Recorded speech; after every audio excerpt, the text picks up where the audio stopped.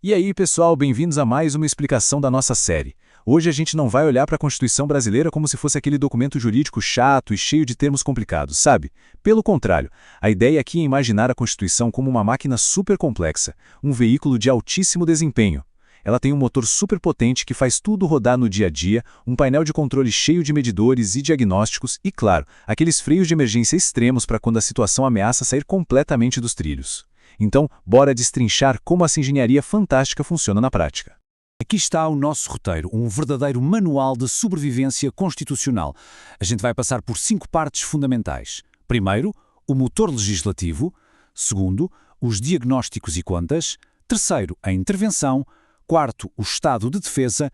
E, por fim, o alarme máximo do estado de sítio. Vamos lá. Seção 1. O motor, que é o poder legislativo. Basicamente, as operações do dia-a-dia do nosso Estado. Então, o Congresso Nacional se divide em duas casas, né? O Senado e a Câmara. Mas olha só que detalhe importante. O Congresso não serve só para criar leis.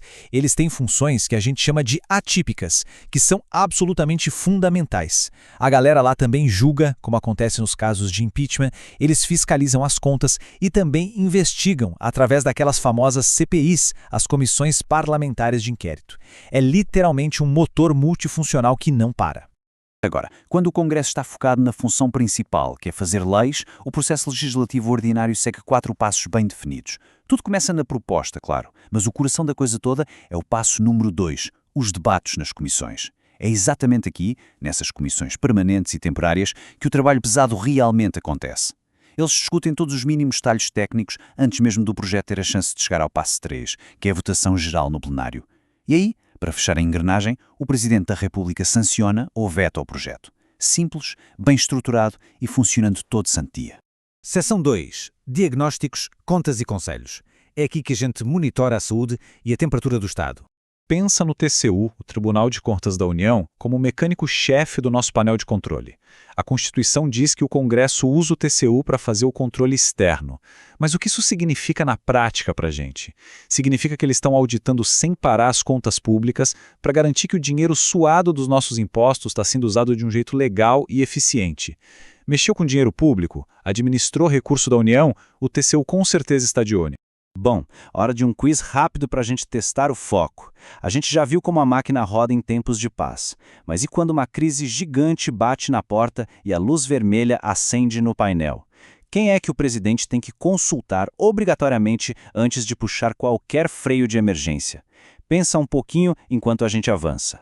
E a resposta é a seguinte: antes de acionar qualquer medida excepcional ao Estado de Direito, como o Estado de Defesa ou o de Sítio, o Presidente é obrigado a ouvir 2 conselhos cruciais.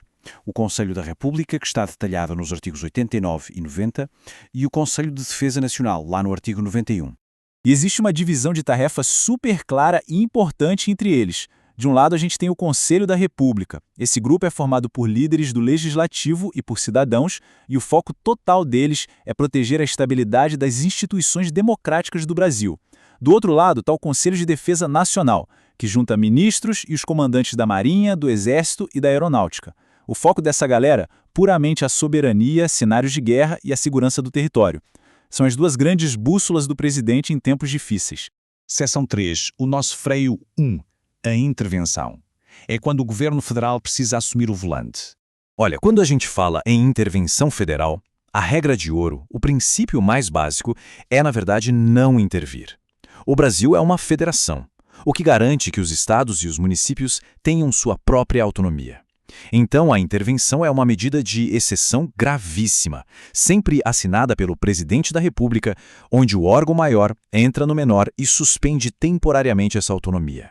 Para ficar bem claro o quão restrito isso é, vamos imaginar um cenário prático que está lá na Constituição. Pensa num Estado que simplesmente decide parar de pagar as próprias dívidas por 2 anos inteiros, ou que resolve ignorar uma ordem judicial direta, ou, pior ainda, para de investir o mínimo de dinheiro que a lei exige em saúde e educação. Diante dessas falhas administrativas bizarras, o governo federal não tem escolha. Ele é forçado a assumir o volante e intervir para botar a casa em ordem. E detalhe, a mesma regra vale se um município fizer a mesma coisa. Aí quem intervém é o Estado. Mas vem cá, e se o problema não for um administrador irresponsável? E se for uma calamidade física? Um problema gigantesco no mundo real? Fica aí o nosso segundo quiz. Que medida a Constituição prevê se uma região específica for devastada por um desastre natural daquelas proporções massivas que fogem de qualquer controle normal? Seção 4. Freio 2. O Estado de Defesa, a nossa ferramenta para conter ameaças localizadas. Respondendo ao nosso quiz, é o artigo 136 que cria o famoso estado de defesa. A expressão que a gente tem que gravar na cabeça aqui é locais restritos e determinados. Essa ferramenta funciona como um curativo cirúrgico. Se, por exemplo, uma barragem gigante rompe, causa um desastre natural terrível e o caos toma conta daquela região, o presidente vai lá e decreta o estado de defesa focado exatamente e apenas naquela zona de desastre para tentar restabelecer a paz e a ordem pública. E o prazo aqui é vital. O estado de defesa jamais pode virar o novo normal. A lei é rígida. O limite máximo é de 30 dias. E só pode ser renovado mais uma única vez, por mais 30, se o desastre ainda estiver rolando. É a nossa garantia de que esse freio de mão não vai ficar puxado para sempre. Mas por que o tempo é tão curto e severo? Porque o custo disso para a vida das pessoas é altíssimo. Durante esse período de exceção lá na área afetada, vários direitos constitucionais básicos vão para o ralo. O governo pode proibir a galera de se reunir em público, pode quebrar o sigilo das correspondências, pode grampear ligações telefônicas e até ocupar propriedades públicas para usar na crise. É um remédio muito forte. Só que a tensão pode subir mais um degrau. Aqui vai o nosso último quiz da explicação. O que acontece se esse curativo localizado, esse estado de defesa, simplesmente falhar e não der conta? Ou, num cenário de filme, e se o país inteiro for atacado por uma nação estrangeira? Seção 5. Alarme máximo. O estado de sítio. A gente entra agora na crise constitucional definitiva. Diferente de tudo o que a gente bateu paco até agora, o estado de sítio, que é regido pelo artigo 137, é literalmente o último suspiro de defesa do nosso país. E tem um detalhe que muda o jogo todo. O presidente não pode tomar essa decisão sozinho. Diante da gravidade extrema de uma comoção nacional pesada ou de uma guerra, ele precisa obrigatoriamente bater na porta do Congresso Nacional e pedir autorização para agir. Se a gente colocar os dois freios lado a lado, a diferença grita aos olhos. O estado de defesa é um decreto direto e rápido do presidente. É um band-aid local de no máximo 30 dias. O estado de sítio, por outro lado, é uma cirurgia pesada de escopo nacional que exige o carimbo do Congresso antes de acontecer. E o mais tenso: se for declarado por causa de uma guerra, o estado de sítio não tem prazo de validade de 30 dias. Ele dura o tempo que a guerra durar. Viver no estado de sítio impõe um peso gigante sobre toda a sociedade.